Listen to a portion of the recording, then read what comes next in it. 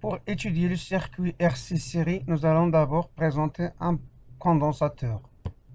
Le condensateur est constitué de deux plaques métalliques conductrices séparées par un diélectrique. Ils s'appellent les armatures.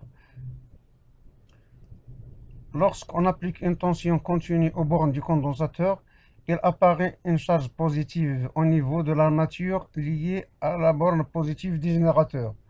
Par contre, l'armature liée à la borne négative porte une charge négative. Les deux armatures ont une surface S et séparées par une distance E. On distingue deux types de condensateurs. Un condensateur polarisé ou électrochimique, il porte une borne plus et une borne moins. L'autre n'est pas polarisé, c'est un condensateur en céramique. La représentation du condensateur en convention récepteur est entre A et B, c'est le condensateur. Lorsqu'on applique une tension UAB positive, le courant circule de A vers B. C'est la convention récepteur. Pour mettre en évidence la charge et la décharge d'un condensateur, on a besoin du matériel suivant. Un générateur de tension continue, un inverseur K, interrupteur à point milieu, un ampèremètre à zéro central, une résistance, un condensateur et un voltmètre et des fils de connexion.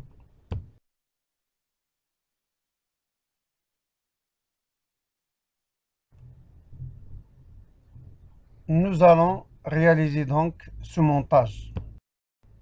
Dans ce schéma, on a représenté en fil rouge le circuit fermé de charge, mais on n'a pas indiqué le branchement du voltmètre.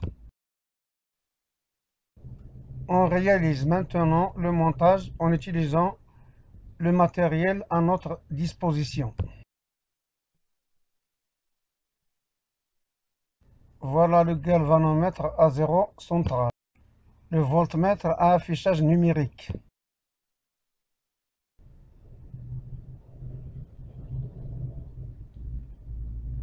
Voilà l'interrupteur à point milieu ou encore inverseur. On relie la borne plus du générateur à la borne 1 de l'inverseur. Puis on relie la borne commune de l'inverseur à la borne plus du galvanomètre à zéro central. La borne moins du galvanomètre sera reliée à l'une des bornes du conducteur ohmique.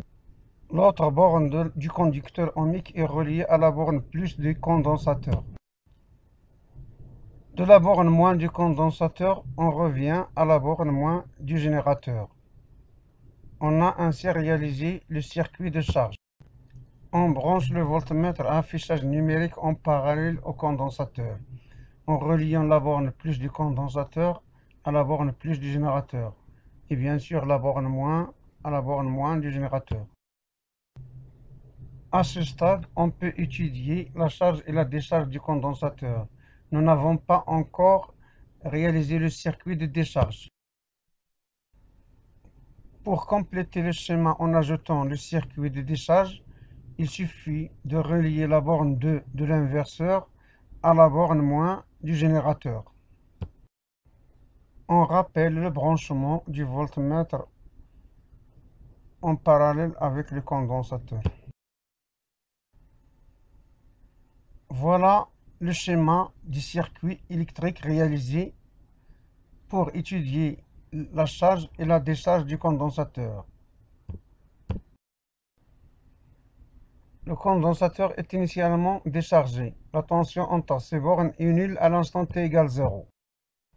Pour charger le condensateur, il suffit de basculer l'interrupteur en position 1.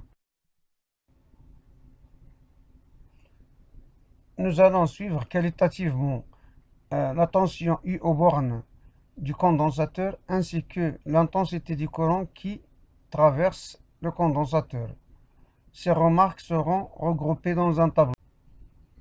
On remarque au début de la charge que I est maximale et la tension est nulle.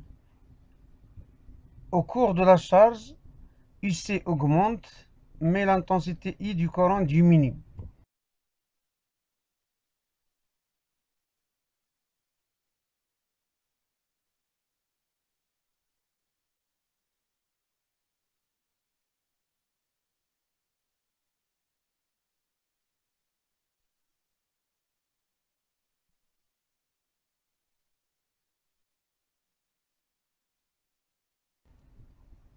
À la fin de la charge, la tension UC reste constante et vaut la valeur de la force électromotrice du générateur. Par contre, le courant I s'annule.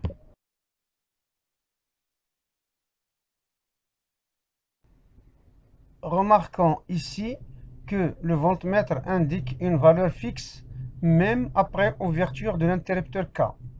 Cela veut dire que la tension aux bornes du condensateur garde toujours la même valeur tant qu'on n'a pas encore fermé le circuit de décharge. On peut donc donner l'allure du courant I de T ainsi que la tension ici de T en fonction du temps au cours de la charge. Ici, T maximal à partir d'une valeur I0, il passe au fil du temps à 0. Par contre, la tension à partir de 0, il atteint une valeur CE.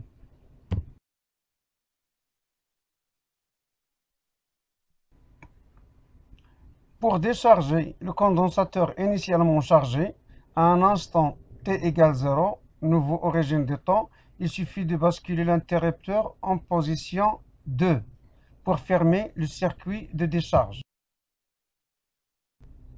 On bascule l'interrupteur en position 2, on remarque que le courant est négatif et maximal en valeur absolue. Sa valeur diminue en fonction du temps. Remarquez aussi que la tension diminue en fonction du temps au cours de la décharge. On peut donc prévoir la fin de la charge. La valeur de la tension ici au bord du condensateur sera nulle et le courant aussi sera nul.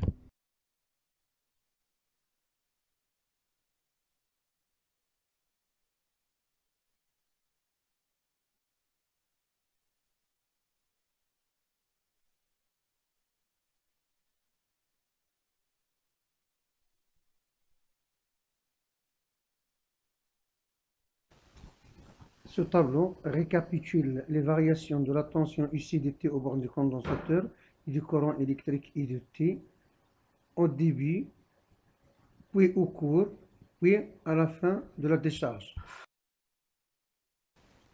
On peut donc tracer les allures des fonctions ici de T et I de T à partir du tableau précédent.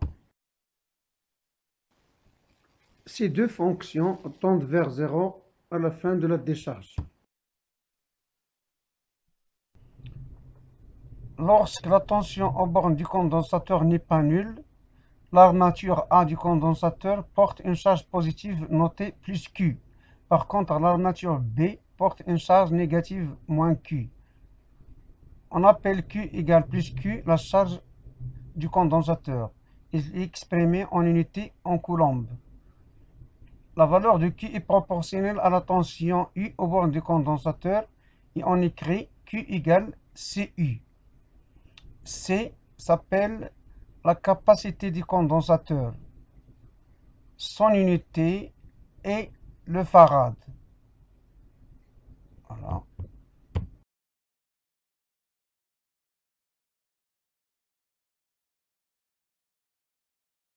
Et c'est la fin de ce TP. À la prochaine.